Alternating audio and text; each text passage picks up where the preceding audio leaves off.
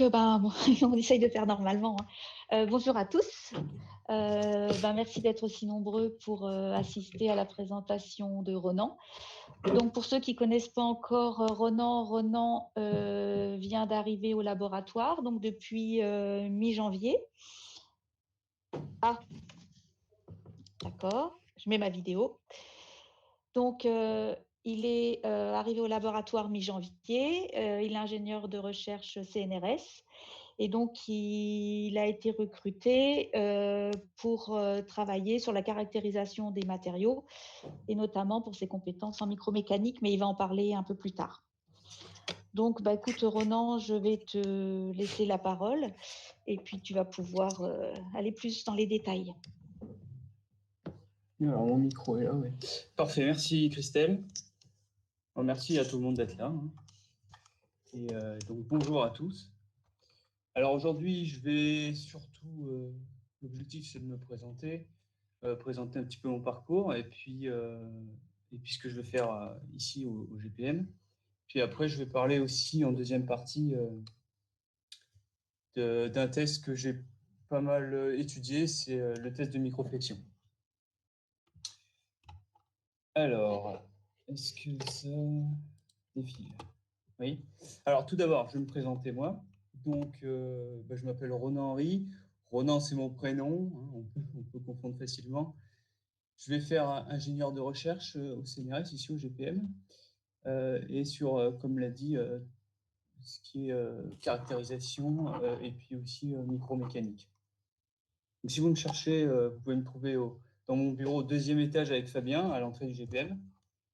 Et puis voilà, il y a mon téléphone aussi, si besoin, 51 37. Alors, pour présenter un petit peu ce que j'ai fait avant,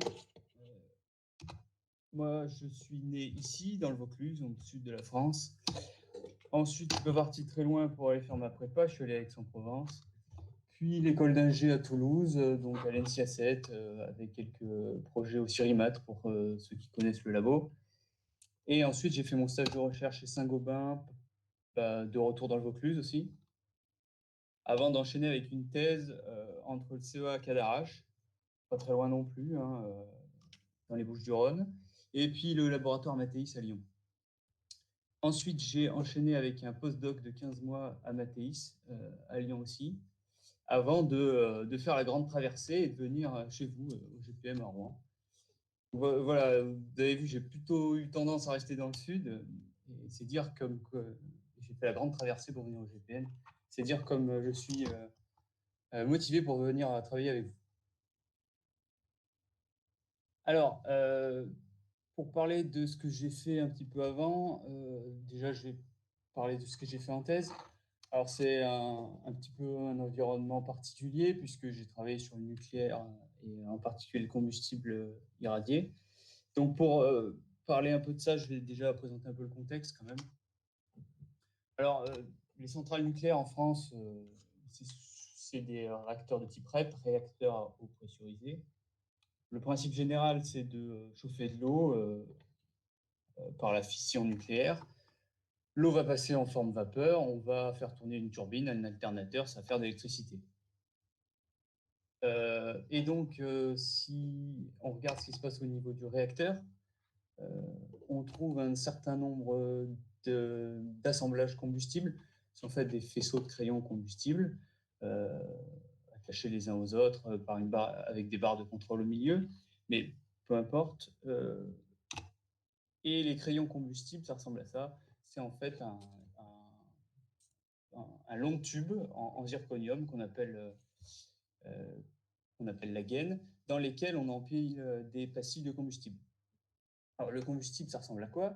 Ça ressemble à ça. C'est des petites pastilles de combustible UO2, donc c'est une céramique, qui est mise en forme assez classiquement pour une céramique, c'est-à-dire qu'à partir d'une poudre d'UO2, on presse des pastilles crues et on les frite. Donc en fait, on les met au four à 1700 degrés pendant plusieurs heures et ça donne des pastilles assez denses de combustible. Donc sous cette forme, le combustible, il n'est pas fortement radioactif. C'est en fait après, quand on va le mettre dans le réacteur, où le combustible va être le siège de la réaction nucléaire, bien sûr. Donc un neutron va diviser le noyau d'uranium en deux plus petits noyaux. Donc, c'est ce qu'on appelle les produits de fission. Et donc, on va générer de la chaleur. Et ces produits de fission, c'est surtout eux qui rendent le combustible irradié très dangereux et très radioactif. Puisque comme on peut le voir sur cette carte des noyaux de produits de fission produits, donc on a les neutrons en fonction des protons pour chaque noyau de produits de fission. Chaque point représente un noyau possiblement créé avec la couleur qui donne la fréquence à laquelle il se produit. L'important ici, c'est de voir qu'on produit plein de produits de fission différents. On a en fait la moitié du tableau périodique là-dedans. Et surtout, la plupart sont au-dessus de la ligne de stabilité des noyaux, c'est-à-dire qu'ils sont tous, une grande partie, radioactifs. Et donc, c'est pour ça que le combustible irradié, c'est un peu particulier à manipuler. Il faut vraiment avoir des infrastructures dédiées pour le manipuler. Alors, le combustible, il ressemble à ça au départ, mais après irradiation, il ne ressemble plus du tout à ça. Déjà, tout en haut, là, on a en fait des tronçons de gaines avec la pacite dedans, après irradiation, qu'on peut observer. En haut, on a la situation nominale de fonctionnement du réacteur. Donc, c'est quand tout se passe bien dans le réacteur. Malgré ça, le combustible est fortement fissuré. C'est en fait dû au fait qu'au centre de la pastille, on a des températures assez élevées, alors qu'il est refroidi en périphérie par l'eau du circuit primaire. Donc, on a une différence de température qui entraîne des contraintes et donc des fissures. Ensuite, dans d'autres situations, on a d'autres microstructures. Ici, on est après une situation dite incidentelle, c'est-à-dire qu'on a eu une température un peu trop élevée. On voit qu'on a beaucoup plus de fissures. Et puis après, carrément, pour les situations dites accidentelles, donc là, je vous rassure, c'est jamais arrivé dans un réacteur, hein, c'est des choses qu'on fait en laboratoire, hein, des tests d'accident, où là, les températures montent très haut et très vite. On récupère des pastilles complètement fragmentées, même avec des fois rupture de gaine, etc. Et en fait, ces changements sont en partie dus à ces produits de fission qu'on produit, puisqu'une grande partie des produits de fission sont gazeux. Et donc, ces gaz, ils diffusent au niveau des joints de grains dans le combustible. Et quand on monte trop vite en température, la pression fait qu'on casse les joints de grains. Donc, c'est pour montrer un petit peu, on pourrait en parler pendant des jours, du combustible irradié. Et c'est un petit peu compliqué, tout ce qui se passe dedans. Il y a plein de phénomènes physiques.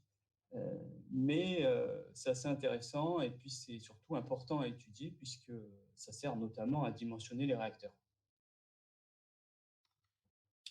Et donc, à Cadarache, au CEA, c'est entre les Bouches-du-Rhône et le Var, pour ceux qui ne connaissent pas, c'est un centre de recherche du CEA qui est dédié à l'énergie. Alors, on étudie un petit peu tous les types d'énergie, mais soyons honnêtes, c'est surtout l'énergie nucléaire, de par la fission nucléaire pour la production d'électricité, mais aussi pour la propulsion navale, donc sous-marin et peut-être porte-avions, je ne suis pas sûr. Et puis, bien sûr, la fusion nucléaire avec le projet ITER qui est au centre Cadarache. Moi, j'ai surtout travaillé dans un bâtiment qui s'appelle le Les Castars. C'est un grand bâtiment, on voit le schéma ici. C'est une INB, donc installation nucléaire de base, qui est dédiée à l'étude du combustible nucléaire irradié en centrale. Donc en fait, l'infrastructure est faite pour pouvoir recueillir des crayons qui sortent de centrale, donc qui sont acheminés, et puis on a un dock pour réceptionner des gros camions avec un château de plomb, avec un crayon, ou peut-être des tronçons de crayon, je ne sais plus, qui sont dans le camion. On réceptionne ça, on les met dans des grandes cellules de haute activité, en télémanipulateur, ils vont pouvoir être découpés, etc. Et envoyés dans différents bancs d'essais que j'ai notés ici. On peut faire des tests de situation accidentelle en chauffant les crayons, en les mettant sous pression, ou examiner les produits de fission produits, ce genre de choses. Et puis aussi, on peut faire plus classiquement de la préparation type enrobage, polissage, découpe. Donc je dis classiquement, mais sur ce type de combustible, c'est tout de suite très compliqué. Mais bon, on les prépare dans des cellules dédiées et puis on peut les envoyer dans une zone de micro-analyse, surtout là où j'ai travaillé. Donc c'est une zone de micro-analyse standard, dans le sens où on trouve un MET, de la DRX, du SIMS, et puis un MEP-FIB. Par contre, tous les équipements sont nucléarisés et à un niveau de nucléarisation quand même assez important, un peu plus important qu'ici sur la plateforme Genesis. Et donc, ça nous amène à mon sujet de thèse, qui était de caractériser la rupture, donc les propriétés mécaniques en rupture du combustible et puis son évolution avec les radiations en centrale. Donc, pour cela, j'ai utilisé un MEP-FIB nucléarisé, on voit le schéma ici. Donc là, la différence de celui de Genesis, c'est tout le MEP-FIB qui est dans la cellule étanche et l'échantillon ne voit jamais l'air puisqu'il est préparé dans une cellule et puis après il est transporté par un système de transport pneumatique jusqu'au MEP. Et donc toutes les manipulations se font de l'autre côté du mur en plomb via des télémanipulateurs, ce qui rend tout plus compliqué quand même. Et donc l'objectif c'était de caractériser la résistance à la fissuration, à la rupture de ce combustible, mais comme je l'ai montré tout à l'heure, le combustible étant fortement fissuré, il a fallu le faire à l'échelle du micron, donc faire de la micromécanique pour venir tester les propriétés intrinsèques du matériau dans les fragments entre les fissures du combustible. Alors d'une part, on a fait un essai assez classique, c'est l'indentation. C'est plutôt pratique. On peut générer des fissures quand le matériau est fragile. Mais bon, on arrive assez vite à des limites. Et donc, on est passé aussi sur un autre type d'essai qui est l'essai de microflexion. Donc, cette fois, on utilise le FIB pour fabriquer les éprouvettes et puis on vient les solliciter en flexion. Mais ça, j'en parlerai plus après. Donc voilà, ça c'est pour mon expérience de thèse. Ensuite, j'ai continué sur l'étude des céramiques au laboratoire Mathéis et puis la caractérisation mécanique de ces céramiques. Par contre, une céramique vraiment complètement différente, puisque cette fois, c'était une céramique plus inspirée de la nacre. Alors, je m'explique.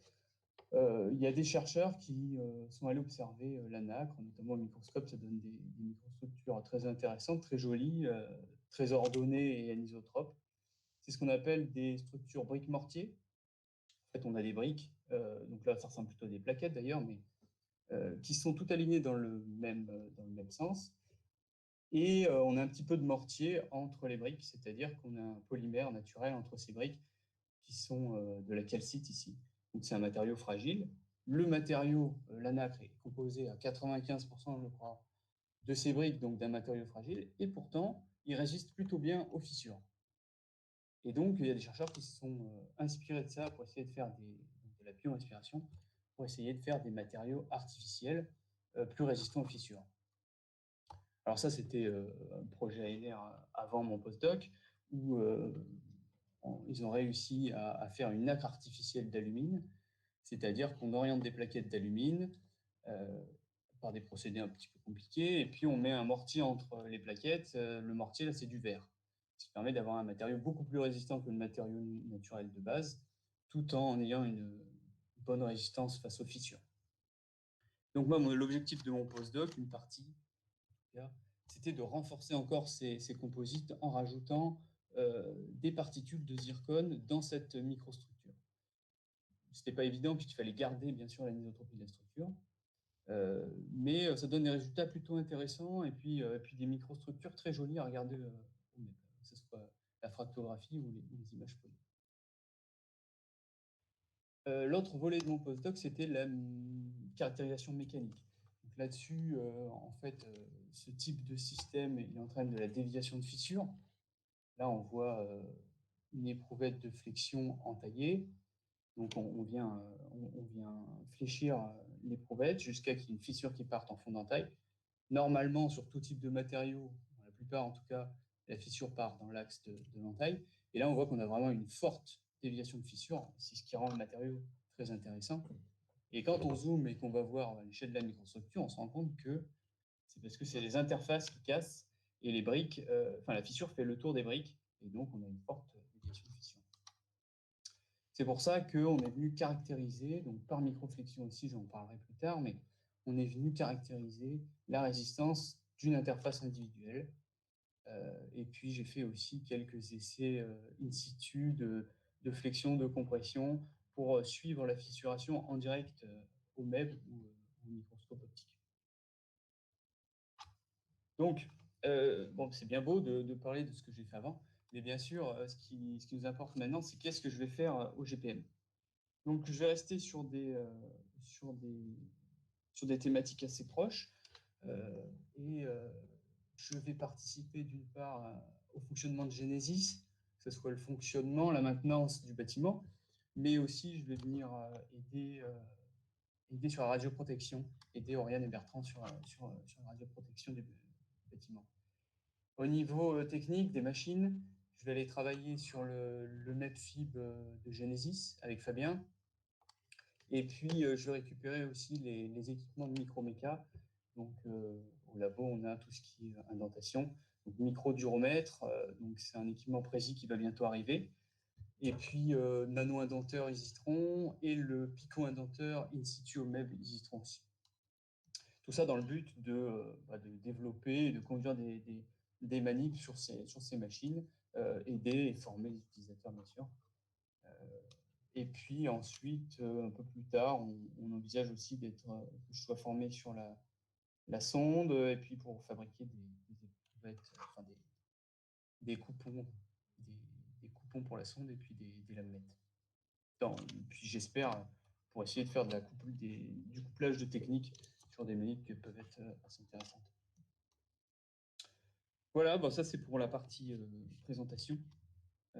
J'espère que j'ai été clair et puis pas trop long. Et puis maintenant, je vais vous parler donc de l'essai de microflexion. Alors, pourquoi parler de ça? J'ai beaucoup travaillé dessus. C'est pas un essai qui est courant. Alors, je crois qu'au labo, au GPM, là, on ne connaît pas et qui peut être assez intéressant. Donc, tout d'abord, je vais expliquer ce que c'est, en quoi ça consiste, comment on le fait. Et puis après, je vais vous donner un certain nombre d'idées de ce qu'on peut en faire, en fait. Alors déjà, qu'est-ce qu'un essai de micromécanique? C'est tout simplement un essai mécanique, mais bon, à l'échelle du micron. Donc, on fait des toutes petites éprouvettes où on vient tester des tout petits volumes de matière. L'essai, on peut les mettre dans différentes catégories. L'essai le plus courant, parce que je pense que c'est l'équipement qu'on trouve le plus facilement, c'est la nano-indentation. Alors, nano, micro, pico-indentation, peu importe. Donc, en fait, on a une pointe, en général pyramidale, et puis on vient appuyer sur la surface d'un échantillon. Donc, c'est assez facile à faire. On a juste besoin d'un échantillon poli, opération assez facile. On peut faire plein d'essais rapidement. On peut mesurer différentes choses, un module d'indentation, de la dureté. C'est quand même plutôt intéressant. Par contre, c'est facile à faire, mais l'analyse est quand même un peu longue et puis un petit peu compliquée quand même. Il ne faut pas négliger ça. Et puis quand même, c'est un essai qui est quand même complexe. On n'est pas du tout, on sollicite dans plusieurs directions, etc. Donc au niveau quantitatif, c'est difficile de sortir une mesure de mécanique de façon quantitative. Je pense par exemple au module Young.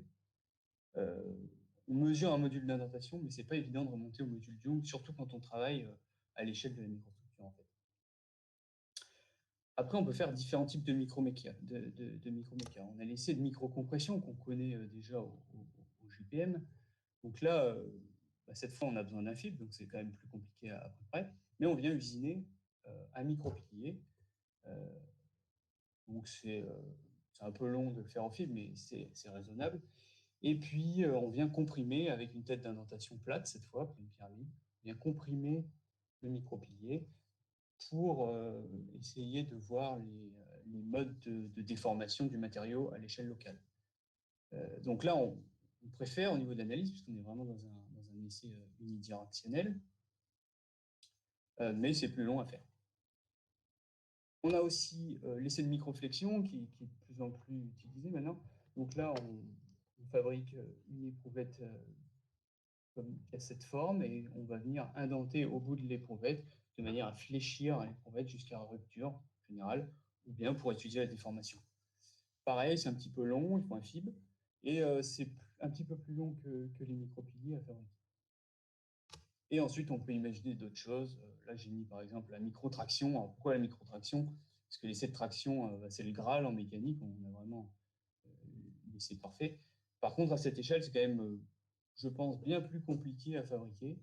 Je ne sais même pas comment on peut fabriquer ce genre de choses. J'ai un peu des idées, mais je pense que c'est compliqué avec un filtre. Et puis, il faut aussi du matériel un peu spécial avec une tête pour venir faire de la microfraction. Bref, moi aujourd'hui, je vais parler surtout de la microflexion. Donc déjà, quel type d'éprouvettes? Les éprouvettes, on peut en faire de différentes formes. La forme qu'on a envie de faire naturellement, c'est un carré ou bien un rectangle. Donc ça, c'est la forme idéale, mais c'est un petit peu chiant à fabriquer au film en fait. Parce que déjà, il faut le faire sur le bord d'un échantillon, on n'a pas le choix. Et il faut en plus le faire en 2 fois, c'est-à-dire faire un premier affinage, puis après le sortir, le tourner de 90 degrés et finir le dessinage. Donc c'est un peu long. Donc pour aller plus vite, on peut faire une forme triangulaire qu'on voit ici. L'avantage, c'est que c'est plus facile à faire. On peut pas préparer partout depuis la surface de l'échantillon. Par contre, le problème, c'est qu'on n'a pas une surface, on n'a pas une section droite. Et donc là, on va avoir des contraintes qui ne sont pas homogènes le long de la section. On peut le prendre en compte dans une modélisation, mais bon, c'est un petit peu gênant. C'est pour ça que moi, je préfère travailler avec la section pentagonale qu'on voit ici. C'est en fait un mélange des deux. Hein. On a l'avantage du triangle, c'est-à-dire qu'on peut le faire partout sur un échantillon plan. On n'est pas obligé de le faire sur le bord d'un échantillon. Mais en même temps, on a un début de carré au début, ce qui nous permet d'avoir une contrainte homogène le long de la section. Alors, bon, je sais qu'au GPM, vous connaissez bien les usinages FIB, donc je ne vais pas rentrer vraiment dans les détails. Pour préparer ce genre d'échantillon, si on veut une éprouvette préentaillée, on va faire l'entaille avec des petits courants directement sur la surface. Puis autour, on va faire une préforme.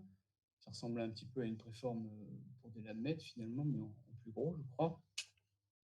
Et avec des tilts d'échantillons, on va usiner dessous de manière à avoir une éprouvette en porte-à-faux. Et à la fin, on va faire du nettoyage à plus faible courant, etc. pour avoir des bords bien nets de l'éprouvette qui ressemblent à ça. Là, c'est sur UV2, celle-ci. Et une fois qu'on a nos éprouvettes, donc il faut venir les solliciter mécaniquement. En général, on utilise un anneau indenteur. Alors, on peut utiliser une tête plate et venir appuyer avec une tête plate, comme on le fait sur les micropiliers. Moi, j'aime bien venir avec une pointe pyramidale, parce qu'on voit un peu mieux ce qui se passe, et puis on peut appuyer très précisément. L'inconvénient, c'est que, comme c'est pyramidal, on va venir un peu indenter la surface. Donc, on le voit d'ailleurs sur les courbes. La courbe noire, c'est la courbe brute obtenue après l'essai. On a un peu de plasticité au début. En fait, ce n'est pas de la plasticité dans ce cas-là, puisqu'on est sur un matériau purement fragile. C'est on indente un petit peu, on pénètre un peu dans la matière. On peut le corriger en faisant un essai d'indentation à la même charge sur le matériau massif à côté. Puis après, on fait une soustraction de cette courbe grise avec la courbe noire, là, et on obtient la courbe qui est uniquement due à la flexion. Donc là, on voit que c'est parfaitement linéaire, on est bien dans le domaine élastique, jusqu'à la rupture. Alors, finalement, ces essais de microflexion, ils servent à quoi? On peut obtenir différents types de résultats, en fait. C'est plutôt intéressant. Alors bon, moi, j'ai travaillé sur des céramiques, matériaux fragiles, donc j'ai surtout fait des mesures de contrainte à rupture et ténacité. Donc ténacité sur les matériaux plastiques, on peut le faire aussi. L'analyse est plus compliquée, mais ça marche. Et par contre, la contrainte à rupture, je ne sais pas si on y arriverait, mais on pourrait peut-être faire des mesures de limite élastique par an. Alors sur ces contraintes qu'on mesure, il faut quand même faire gaffe. À cette échelle, on a des forts effets d'échelle. Je vais en parler après un peu plus en détail. Pour ce qui est de la contrainte de la ténacité, il faut faire gaffe parce qu'on fait des entailles avec le fibre. Donc on va implanter localement des ions. Selon le matériau qu'on étudie, ça peut faire varier les propriétés du matériau, bien sûr. Et puis après, on a des choses un petit peu plus exotiques. On peut faire des mesures de modules Young. En fait, on va venir utiliser la courbe force déplacement pour remonter au module élastique local du matériau. Ça marche plutôt bien en fait. Par exemple, quand on teste différents grains, différentes orientations cristallines, on voit clairement la différence de module Young entre les différents axes du cristal. Ensuite, des choses un petit peu plus compliquées, je pense, enfin, en tout cas, je n'ai pas fait, c'est des mesures de contraintes résiduelles dans le matériau. Si on a des contraintes résiduelles dans le matériau, quand on va usiner l'éprouvette, on peut voir de la déformation irréversible. Donc, au fibre, quand on usine, l'éprouvette, elle va monter ou descendre selon les contraintes qu'on a. Et donc ça, il y a des gens qui commencent à étudier ce phénomène. D'ailleurs, ça intéresse notamment le CEA Cadarache là-dessus, pour remonter aux contraintes internes du matériau. Et puis enfin, là aussi, alors ça je ne connais pas, mais je sais que ça peut intéresser les gens qui étudient les métaux. On peut suivre, en faisant un couplage EBSD essai de flexion, on peut suivre la densité de dislocation. Donc en fait, on se met dans les bonnes conditions, et puis on appuie un petit peu, on fait une carte EBSD, on continue d'appuyer, on fait une carte EBSD, etc. Ça, je n'ai jamais fait, mais ça peut être rigolo. Voilà, alors ça, c'est pour faire une courte introduction de l'essai de microflexion. Maintenant, je vais vous parler des applications possibles. Alors évidemment, on peut aller chercher dans la biblio et puis regarder ce qui existe. Il y a plein de choses qui existent. Moi, je vais plutôt vous parler de ce que j'ai pu faire en thèse et puis en postdoc là-dessus. Alors déjà, l'essai de flexion, il est particulièrement, de microméca en général, est particulièrement utile pour venir voir l'effet de l'orientation cristalline sur les propriétés mécaniques. Avec des cartes BSD, on peut très bien se repérer dans les grains et puis venir solliciter des directions choisies. Nous, on était sur des matériaux fragiles, donc on faisait des essais de clivage et donc on venait cliver des orientations du cristal. Et déjà, sur les fractaux, on voit quelque chose d'assez intéressant, c'est que sur les plans, quand on vise des plans de type 1, 0, 0, la surface est un peu granuleuse, alors qu'on est vraiment très lisse sur les surfaces de type 1, 1, 1. Et quand on vise un plan 1, 1, 0, cette fois, carrément, on voit des faciès en V comme ça. Donc c'était assez inattendu. Et en fait, on s'est rendu compte qu'on ne cassait pas le plan visé, on venait casser des plans de type 1, 1, 1 à proximité. Donc là, le plan 1, 1, 0, il n'avait pas envie de casser, il allait casser sur les plans 1, 1.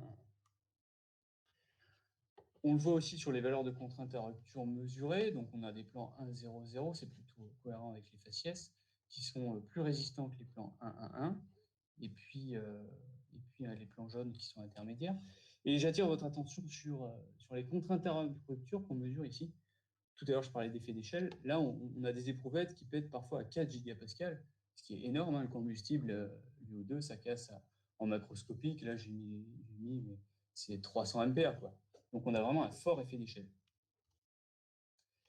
Ce type d'essai, moi, je trouve qu'il est particulièrement utile pour venir tester des interfaces, donc par exemple des joints de grains, puisqu'on peut venir positionner l'éprouvette de façon à tester, avoir un joint de grain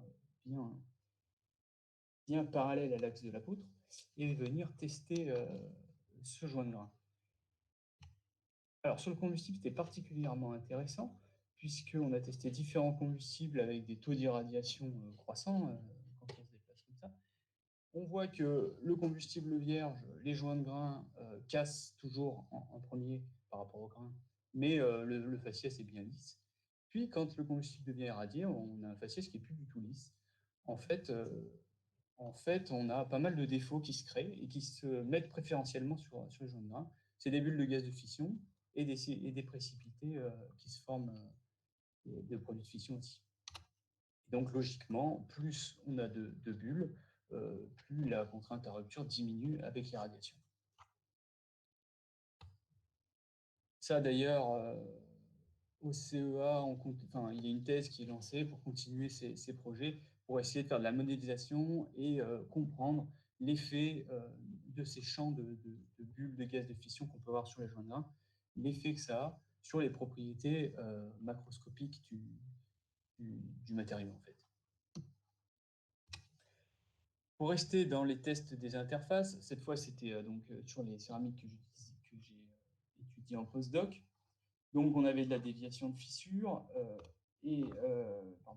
la déviation de fissure, et en fait on se rend compte que c'est parce que c'est les interfaces et non pas les grains qui cassent. C'est les joints de grains, où il y a un petit peu de verre d'ailleurs, qui cassent. Donc on s'est posé la question, est-ce que ça casse en mode d'ouverture ou est-ce que ça casse en cisaillement? Ou bien sûr un mélange des deux. On a fait un peu de modélisation numérique dessus, mais surtout on est venu faire des essais de microflexion qui sont adaptés pour venir tester une interface individuelle. Et en plus de ça, on a positionné l'interface avec un angle θ par rapport à l'axe de la poutre. Et en fait, on a fait varier cet angle θ, ce qui nous permet de calculer les contraintes de cisaillement et les contraintes d'ouverture qui s'appliquent à cette interface. Plus l'angle θ est élevé, plus on va avoir une part de cisaillement importante. Et donc après, on va étudier les contraintes apparentes de rupture, on va dissocier les deux modes d'ouverture, cisaillement et ouverture, et en fait, on se rend compte que, bon, je ne vais pas rentrer dans les détails ici, je ne veux pas vous assommer, mais c'est plutôt la contrainte d'ouverture qui pilote, puisqu'on a un seuil là, la contrainte atteint un seuil, alors que la contrainte de cisaillement, elle continue de croître avec l'angle θ testé. Donc ça, c'était plutôt adapté, c'était plutôt sympa à faire. Et là aussi, j'attire votre attention, on a des contraintes à rupture qui sont de plusieurs gigapascales, et donc vraiment, on voit cet effet d'échelle, et on a d'ailleurs essayé de l'étudier sur ces systèmes d'alumine en faisant différentes tailles d'échantillons. Donc on a les échantillons macroscopiques, hein, on a à peu près 10 mm, c'est les essais de flexion qu'on a fait classiquement. Et puis après, on a des essais de flexion, de microflexion, donc on est plutôt vers 10 microns, et on a aussi des tout petits essais de grains d'alumine. On est plutôt autour d'une échelle de 100 nanomètres. Et en fait, on voit que plus l'éprouvette est petite, plus on a des contraintes à rupture qui grandissent. On peut aller jusqu'à 6 gigapascales pour l'alumine. Donc ça, dans les matériaux fragiles, en général, on explique cet effet par un effet statistique, donc c'est l'effet Weibull, c'est-à-dire que quand on sollicite une éprouvette de céramique, enfin de matériaux fragiles, disons, on a un certain nombre de porosités, de défauts présents dans le matériau. Et en fait, c'est le plus gros de ces défauts qui va entraîner la rupture de la pièce, de l'éprouvette.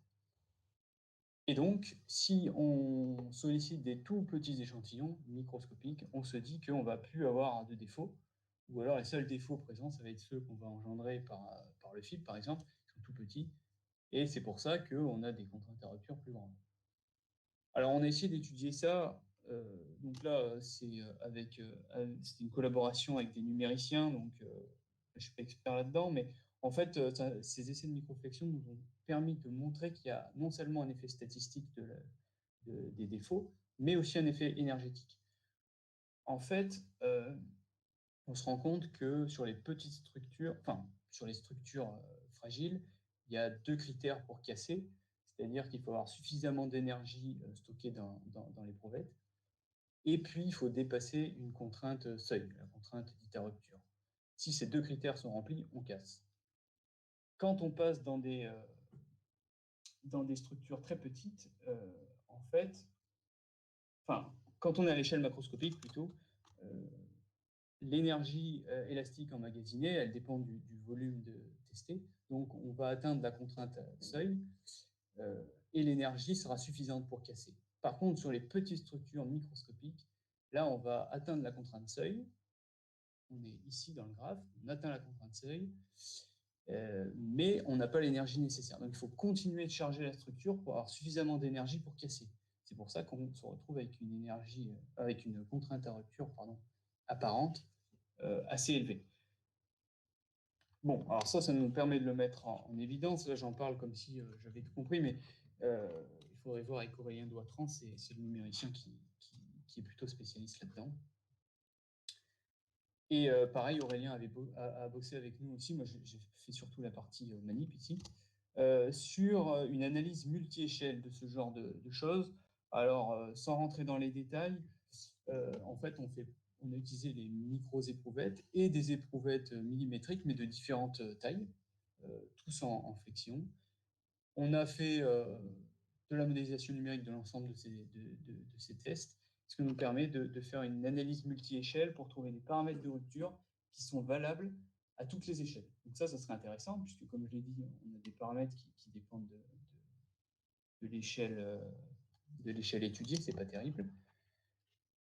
Donc cette multi-échelle nous permet d'avoir les 3 paramètres de rupture, à savoir la contrainte en ouverture, la contrainte de cisaillement aux interfaces, et puis l'énergie dont je parlais tout à l'heure, l'énergie nécessaire à la rupture.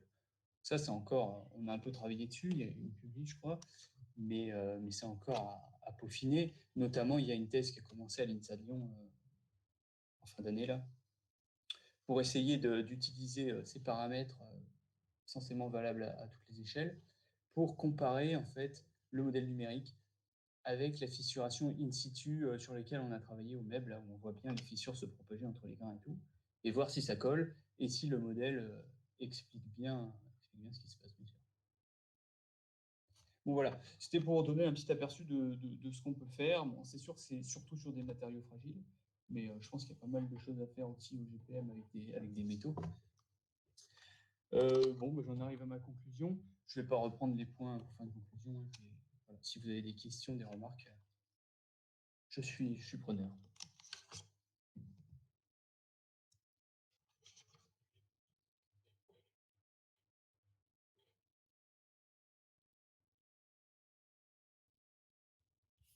Christelle, tu m'entends? Non, je crois pas. Ah oui, alors Christelle, c'est Ronan, il ne faut pas s'inquiéter. Non, on t'entend pas, Christelle. Ça y est. Ouais. Ah, excusez-moi. C'est Benoît. Bonjour à tous. Donc, merci Ronan pour cette présentation très intéressante, synthétique, et qui montre que finalement, nous mécaniciens du GPM, on a beaucoup d'accointances envisageables avec nos collègues qui sont plus sur des échelles plus faibles. Et il y a beaucoup de choses que tu as montrées qui sont comment dire, transposables à des échelles plus élevées. Alors en réalité, c'est l'inverse, c'est-à-dire que les méthodes utilisées en mécanique de la rupture ont été développées à des échelles plus élevées, et puis on a essayé de les appliquer à des faibles échelles. Alors j'ai plusieurs questions sur les choses que tu as présentées. Est-ce que tu pourrais revenir sur la planche 10, s'il te plaît? Ouais. Alors... Attends, je vais activer ma caméra pour que tu puisses... l'accès à la caméra a été refusé. Bon, ben, c'est pas possible. Désolé. Alors, je sais pas si Fabien, on voit mon écran ou pas? Ah. Attends. Alors, petit tac. Alors, je vais mettre ça. Hop, voilà. Normalement, ça devrait marcher là. Alors, ouais, attends, voilà. Pour l'instant, j'ai rien. Moi, Benoît. Non, c'est pas de souci. Pour l'instant, j'ai rien. Attends, on verra. Ah, ça y est, c'est bon, c'est bon. Est-ce que ça vient? Attends, non, il veut pas. Pourquoi il veut pas? Voilà, c'est bon. Ouais, okay. Tu peux remettre en plein écran, s'il te plaît? Bah, j'ai peur qu'après, je vais le perdre. Ah, bon, ok, laisse tomber, c'est pas grave. J'ai plusieurs questions qui me sont venues à l'esprit quand tu présentais. Donc, la déviation, tu en as parlé, on va revenir dessus un petit peu plus tard. La première question que je me posais, c'est comment ont été usinées tes entailles? Parce qu'on sait très bien que dans ces problèmes de concentration de contrainte, hein, le facteur d'intensité de contrainte qui va être relié à ta ténacité, il dépend énormément du rayon de courbure de ta pointe d'entaille. Oui, ouais, c'est sûr. Voilà. Et du coup, techniquement, comment ça a été réalisé cette entaille? Donc là, en fait, on utilise, en général, on fait une pré-entaille avec une meule. Hein. On le voit ici sur l'image, tu as une pré-entaille. Et après, tu as un fond d'entaille plus fin qui est fait avec une lame de rasoir. On met de la pâte diamantée dessus. D'accord.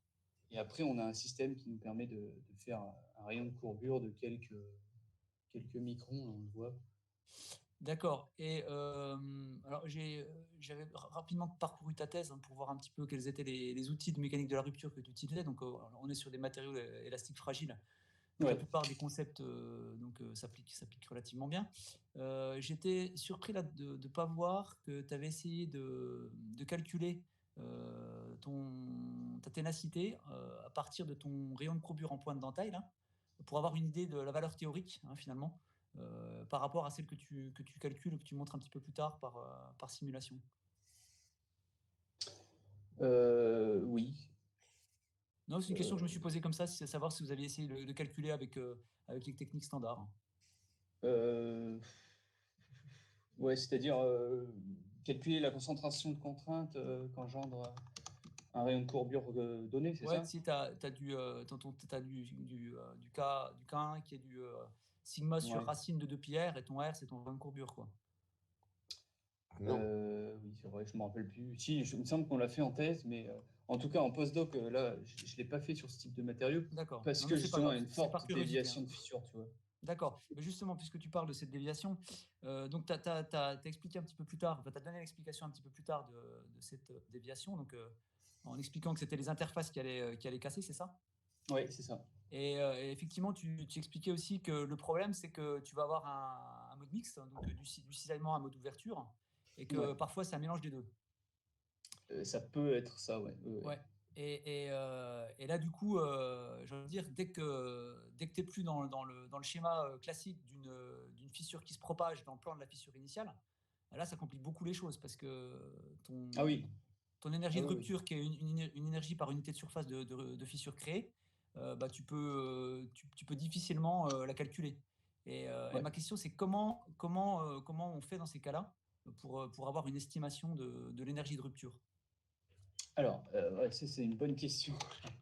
Euh, alors justement, en fait, les gens qui ont travaillé sur la nacre d'alumine, à la base, c'est des gens qui ont fait de la bioinspiration, c'était un sujet sympa, tout ça, mais c'était pas des mécaniciens. Donc D'accord. ils ont utilisé une norme applicable aux métaux, etc., qui n'est pas du tout adaptée en fait. Mhm. Et depuis, tout le monde a tendance à utiliser la même pour pouvoir comparer, parce qu'on fait de l'élaboration de matériaux pour comparer. Ouais. Malheureusement, on sait très bien que c'est pas adapté et qu'on a des mesures de ténacité qui sont complètement aberrantes. D'accord, Euh, ok. c'est pour ça d'ailleurs que j'en parle pas trop là, à part, ouais, j'ai pas mis les courbes. On sait qu'elles sont fausses en fait.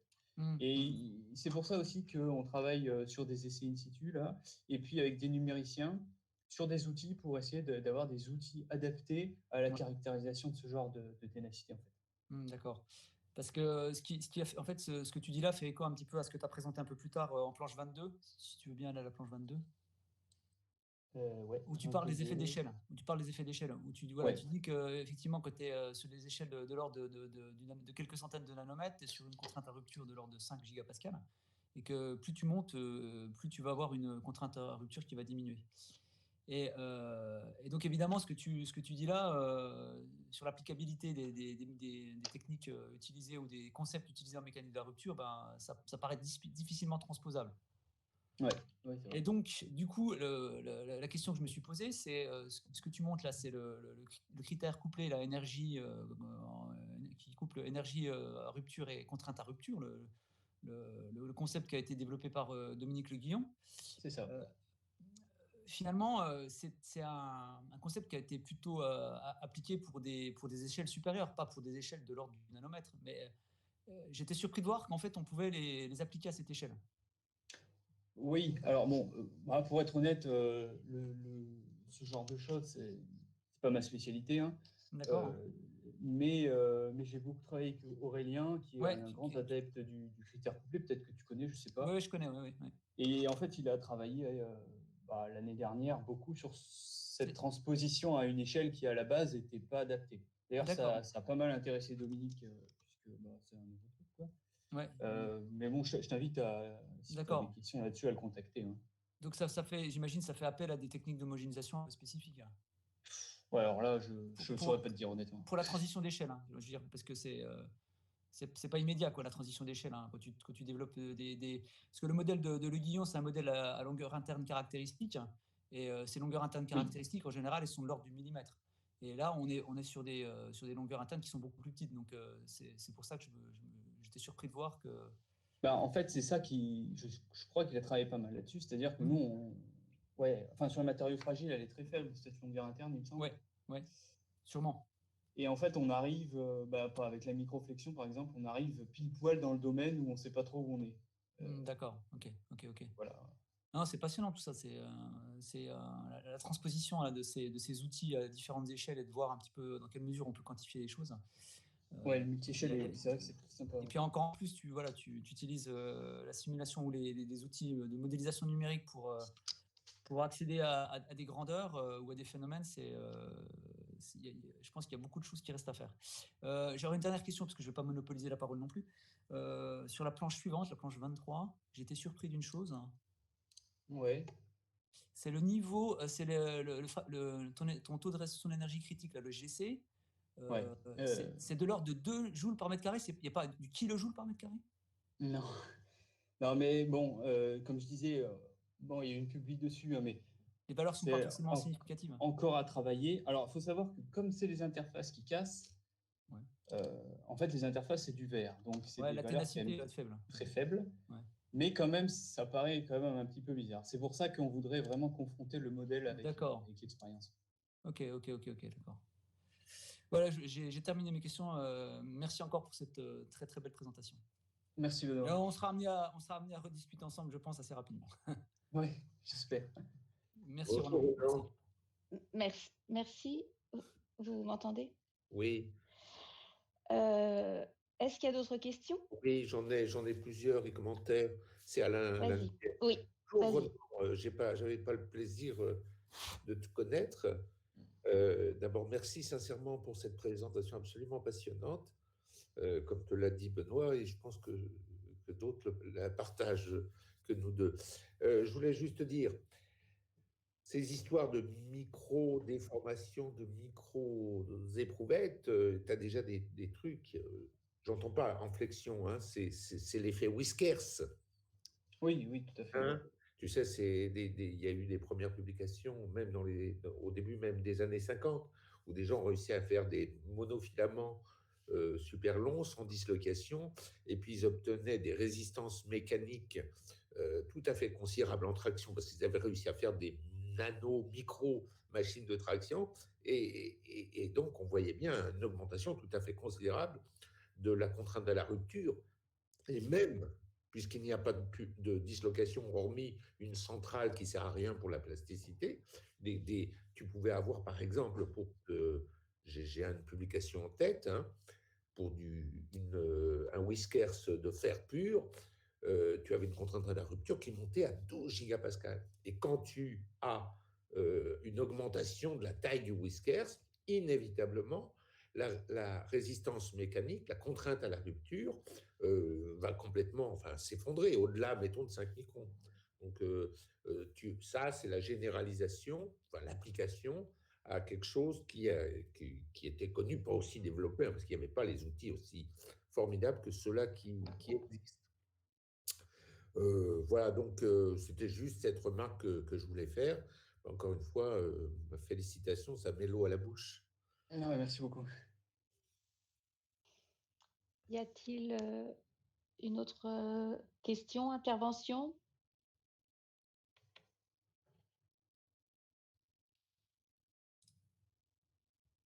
Xavier, je vois que tu allumes ta caméra. Non. Bon, on n'entend pas Xavier. Moi, je veux bien poser une question à Ronan. Je ne sais pas si on m'entend. Oui. Fabrice. Merci Ronan. Donc, je renouvelle les félicitations de Benoît et Alain pour la qualité de ta présentation. Une question technique. La contrainte à rupture, comment tu la mesures sur tes essais? C'est quoi exactement cette contrainte à rupture sur un essai de microflexion typiquement? Alors, oui, merci pour tes remarques déjà. La contrainte à rupture, en fait, ça va être... on mesure une force, hein, avec le nano-intenteur. Oui.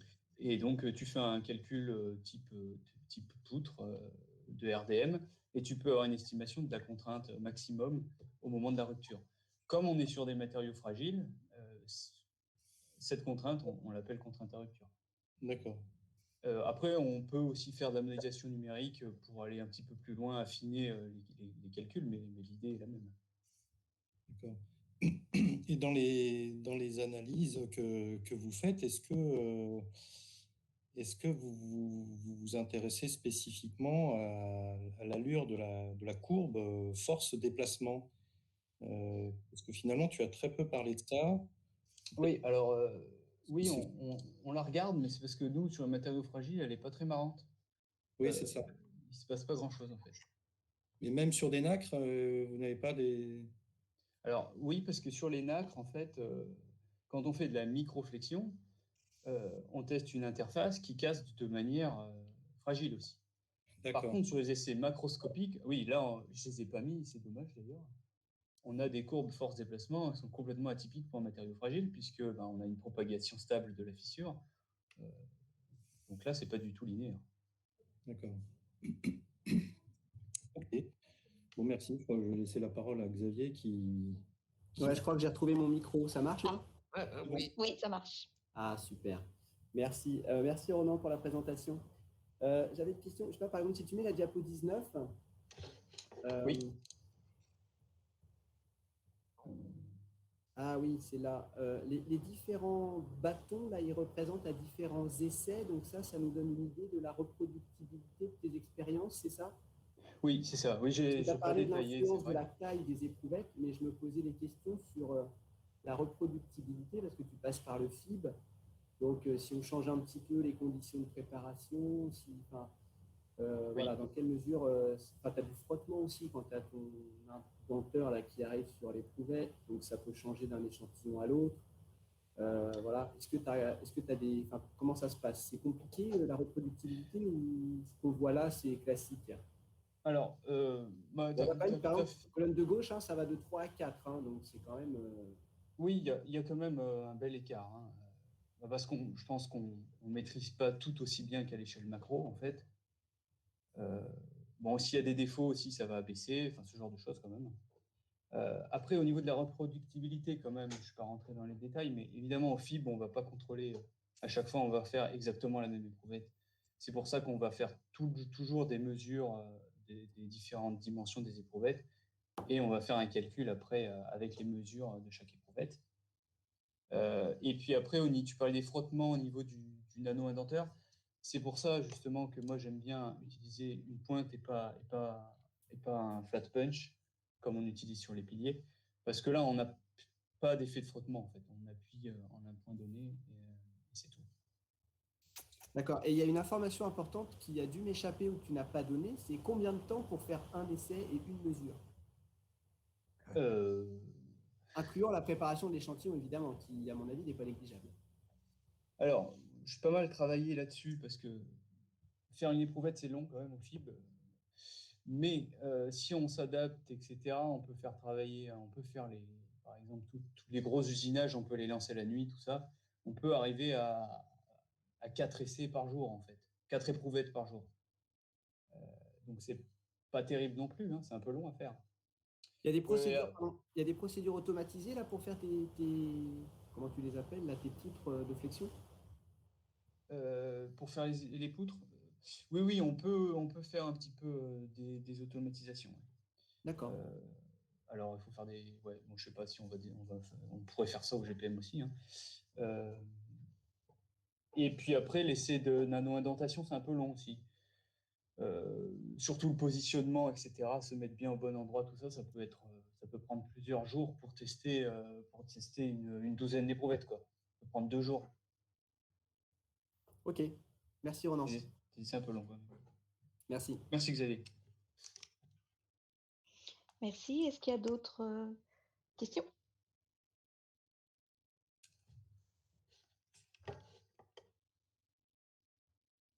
Non, pas de bras levés. Ah, Bertrand. Oui, vas-y.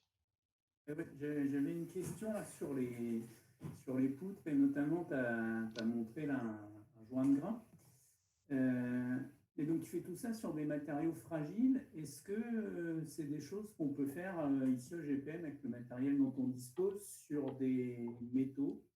Est-ce qu'on peut éventuellement espérer pouvoir casser au niveau d'un joint de grain? On a le matériel qu'il faut, c'est les contraintes qu'il faut, etc. Alors, bon, j'ai pas trop l'habitude de travailler sur les métaux, mais ça va venir du coup. Comme ça, je dirais qu'il n'y a pas... Oui, on pourrait le faire. L'usinage FIB, il ne pose pas de problème sur les métaux. Oui, non, Fabien a l'air de dire que non. Après, peut-être que le picot indenteur qu'on a, quand même, il a une gamme de charge un peu faible. Quoique. Bon, la seule différence, c'est que on va avoir de la plasticité, en fait. Oui. Voilà. Mais non, moi, je pense que c'est faisable. Hein. En fait, Enfin, c'est sûr, même. Dans la biblio, on trouve des choses hein, sur les métaux, plein de choses, même la plupart, c'est sur les métaux. Hein. En fait, du point de vue microstructure, on regarde pas mal la ségrégation intergranulaire sous irradiation et voir comment cette ségrégation va affecter la résistance du joint de grain. Parce que si on regarde des choses comme les aciers de cuve, tu as du phosphore, donc ça, on sait que ça fragilise. Mais en même temps, tu as plein d'autres éléments qui viennent ségréger, et du coup, on ne sait pas s'ils vont compenser un peu l'effet du phosphore. Donc, ça pourrait être intéressant. Ça pourrait se faire, ouais. Bah, tu vois, de toute façon, sur combustible, c'est la même idée. Hein. Les joints de grain, c'est vraiment là où tous les produits se mettent et ça fragilise les joints de grain. C'est un peu la même idée, finalement. Oui, mais si on peut faire ça sur les métaux, ça pourrait peut-être être sympa. Ok, merci. On garde l'idée. Merci. Y a-t-il une autre intervention?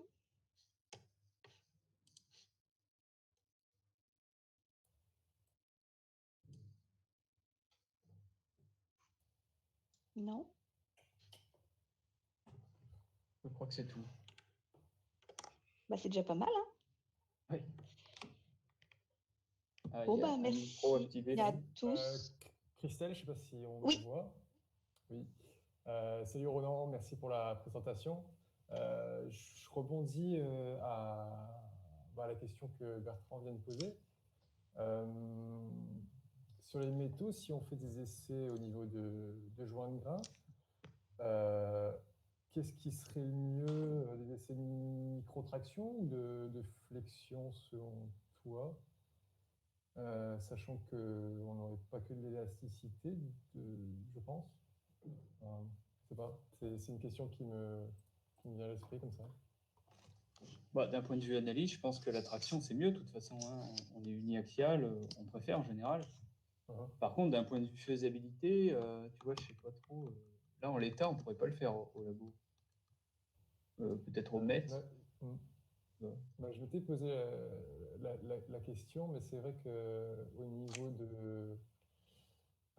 comment dire, de l'extrémité du flat punch ou de l'objet qu'on utilise pour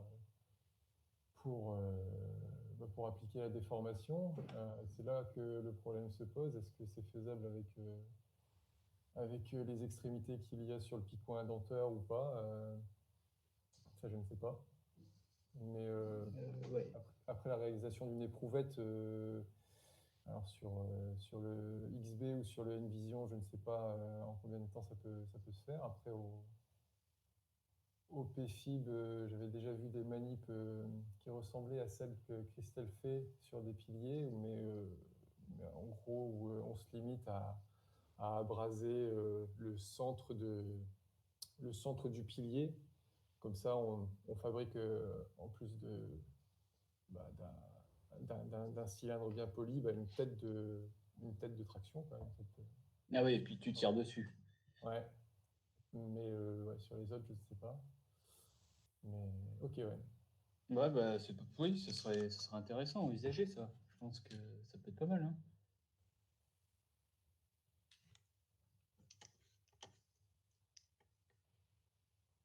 Voilà. Et oui, également une autre question qui concerne l'effet de taille. T'as montré, l'effet de taille que tu as montré là, où avec des poutres de 100 nanomètres, tu atteignais, je sais plus, 5 gigapascales. Est-ce que c'est sur un matériau irradié, enfin, sur l'uranium irradié, ça? Non, ça c'était sur de l'alumine. Ok, ouais, donc non irradié. Ouais. D'accord. Et est-ce que tu as évalué cet effet de taille sur un autre matériau? Et si oui, sur un matériau irradié, non irradié? Faire la comparaison entre les deux, voir si... Non. Ma question, en gros, c'est est-ce que il y a une différence comme il peut y avoir sur les essais de microcompression entre l'effet de taille sur le matériau irradié et sur le matériau non irradié? Alors, bon, moi, je ne l'ai Ça pas pas- fait non. parce que, bon, déjà, c'est pas possible sur combustible puisque combustible irradié, on ne peut pas tester macroscopiquement. On ne peut pas regarder les effets d'échelle. Enfin, difficilement, disons. Après, Mais c'est vrai que c'est... sans passer même au macro, mais enfin, je regarde les valeurs là, du coup, je ne sais pas si sur des échantillons allant de, on va dire, quelques dizaines de microns à 100 nanomètres, si on peut voir un effet d'échelle significatif. Parce que Ouais, on a alors on besoin aurait d'aller pu au-delà, quoi. l'envisager, mais ouais, alors sur combustible, de toute façon, on n'avait pas le matériel pour aller sur des toutes petites échelles comme ça. D'accord, ouais. Mais c'est vrai que ça peut être intéressant de voir l'effet que ça a sur l'effet d'échelle. C'est ça ton idée. Oui. Ouais. On Mais devrait, par contre, ça peut se faire en GPM aussi, d'ailleurs. Mhm. Alors, il y a pas mal de choses à faire sur le sujet, c'est vrai. clairement. Clairement. Bon, bah, encore merci. Merci. Merci Elie. Est-ce que quelqu'un d'autre veut intervenir? Alors, il n'y a pas de main levée dans ce système-là.